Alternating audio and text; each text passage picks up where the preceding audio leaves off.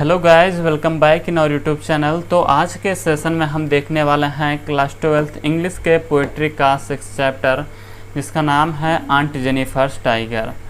तो मतलब होता है कि आंट जेनिफर के टाइगर्स यानी चीते, ठीक है। आंट जेनिफर जो हैं एक चाची हैं, ठीक है।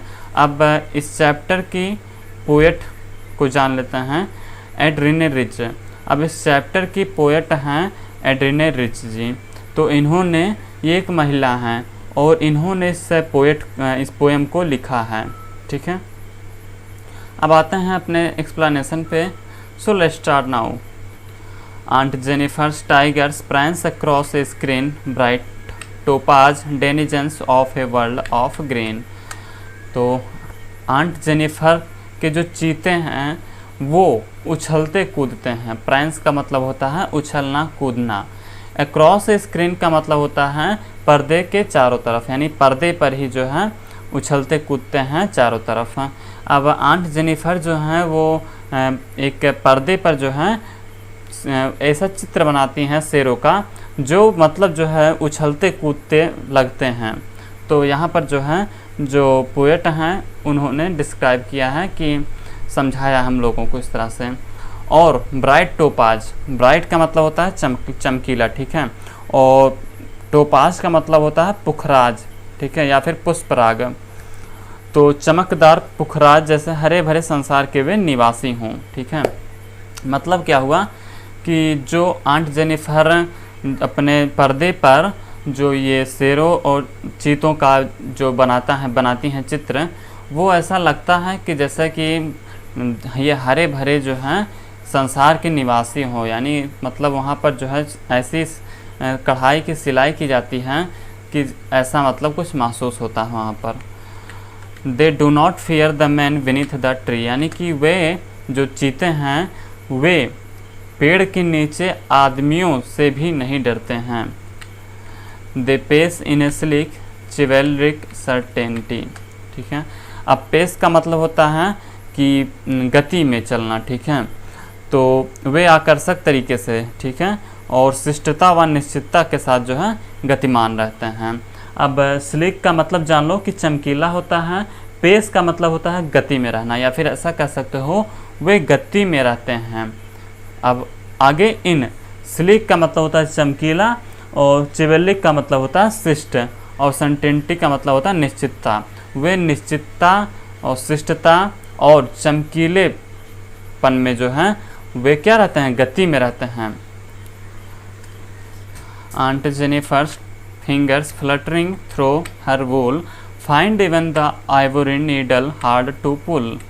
तो आंट जेनिफर के जो हाथ के जो उंगलियां हैं ना, वो कांपती हैं। कब कांपती हैं? जब वो आइवरी का मतलब होता है हाथी के दांत से जो चीज़ें बनाई जाती हैं उसकी बात है। तो आइवरी नीडल यानी कि हाथी के दांत की जो नीडल होती है, सुई, उसकी बात की गई है। जब उससे वो पुल करती हैं पर्दे पर चीतों को या बाघों को बनाने के लिए, तो उनके हाथ कांपते हैं, क्योंकि वो डरती हैं अपने हस्बैंड से, इसलिए उनके हाथ कांपते हैं। तो वो जो है, जो हमारी आंट जेनिफर हैं, वो अपने हस्बैंड से इतना डरती हैं क्योंकि कहीं वो उनके जो हस्बैंड हैं उनको देख न लें ये सब करते हुए। तो इसलिए वो इतनी डरी रहती हैं कि वो ऐसा भी नहीं कर पाती हैं। वो बहुत डरती हैं, और उनके अंडर में जो है पूरी तरह से जो है उनके लिए मतलब उनकी लाइफ जो है एक तरीके से वो सोची थी कि मेरी लाइफ अच्छी हो जाएगी, but the massive weight of uncles wedding band sits heavily upon aunt Jennifer hand. तो massive weight of uncle wedding band, यानी कि जो उनके हस्बैंड का, ठीक है, या चाचा जी का जो अंगूठी जो पहने हैं, उसके जो शादी के निशानी जो होती है, वो अंगूठी जो है उनके हाथों में बहुत ही भारी महसूस हो रहा है, ठीक है। और मतलब वो इतना भारी है कि वो उसके वज़न को एक तरीके से जो है संभाल ही नहीं पाती हैं, या उसमें पूरी तरह से वो इतनी फंस चुकी हैं उस बंधन में, उस अंगूठी जो पहनी हुई हैं उस बंधन में इतनी बुरी फंस चुकी हैं कि उनकी पूरी लाइफ एक तरीके से कह सकते हो दब गया है। When aunt is dead, her terrified hands will lie still ringed with ordeals she was mastered by। अब देखो ऑर्डियल्स यहाँ पर दिया हुआ है ना, तो ऑर्डियल्स का मतलब होता है एक तरीके से परीक्षा, ठीक है, कठिन परीक्षा।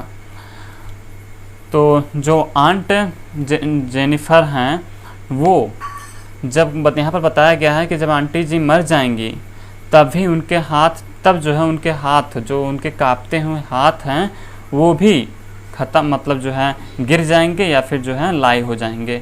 और लेकिन फिर भी वे जो उनकी कठिन परीक्षा है, उस कठिन परीक्षा के साथ जो है अभी उनकी जो अंगूठी है वो उनके हाथ उंगलियों में होगी, और जिसने उन्हें गुलाम बनाया था वो अभी भी, वह अंगूठी अभी भी जो है उनके अंगुलियों में होगी। The tigers in the panel that C made will go on prancing proud and unafraid.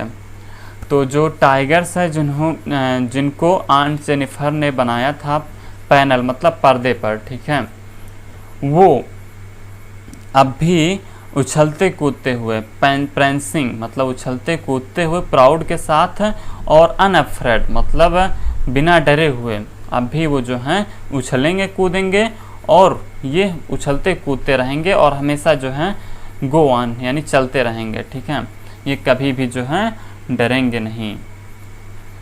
अब देखो यहाँ पर जो आंट जेनिफर हैं वो शुरू में, मतलब जो उनकी शादी हुई थी तब वो बहुत खुश थी, लेकिन शादी के बाद जो है इनकी ज़िंदगी, मतलब जो कुछ भी सोची थी उसका जस्ट अपोजिट हुआ, यानी कि उनकी ज़िंदगी में एक तरीके से कह सकते हो कि पूरी ज़िंदगी उनके हस्बैंड के चंगुल में फंस गया, और वो अब जितना अच्छा सोची थी उसका पूरा तरीके से अपोजिट हुआ है।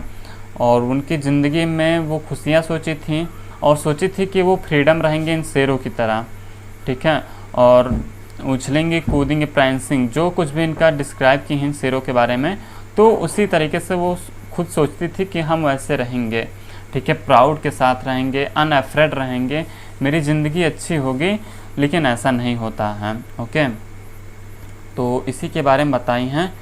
और फिर बताई हैं कि मतलब अपने हस्बैंड से इतनी डरी थी, उसको भी सेकंड पैराग्राफ में डिस्क्राइब की हैं कि उतनी डरी रहती थी कि वो हमेशा जब भी कोई काम करती थी तब हर काम में वो हस्बैंड का अपना याद ज़रूर कर लेती थी कि हाँ, ये जो काम मैं कर रही हूँ उस काम में अगर जो मेरे हस्बैंड को ज़रा सा भी बुरा लग गया या फिर उनको पसंद नहीं आया तो मुझे बहुत मारेंगे, ठीक है। इस डर से वो, उनके हाथ, उनकी उंगलियां इतनी कांपती थी, ठीक है। तो बहुत ही, मतलब एक तरीके से कह सकते हो इमोशनल ये पोएम है। तो यहाँ से हमारा पोएम जो है पूरा ख़त्म होता है, इसका एक्सप्लेनेशन पूरा ख़त्म होता है और समरी भी यहाँ से समाप्त होती है। तो कैसा लगा हमारा ये वीडियो आपको? यदि थोड़ा सा भी जो है नॉलेज आपको मिला हो हमारे इस वीडियो के माध्यम से तो प्लीज़ लाइक कर सकते हो आप, और चैनल को हमारे सब्सक्राइब कर सकते हो, क्योंकि आपको इस तरह से जो वीडियो हैं वो मिलती रहेंगी, ठीक है। तो फिर मिलेंगे, तब तक के लिए टेक केयर, बाय बाय।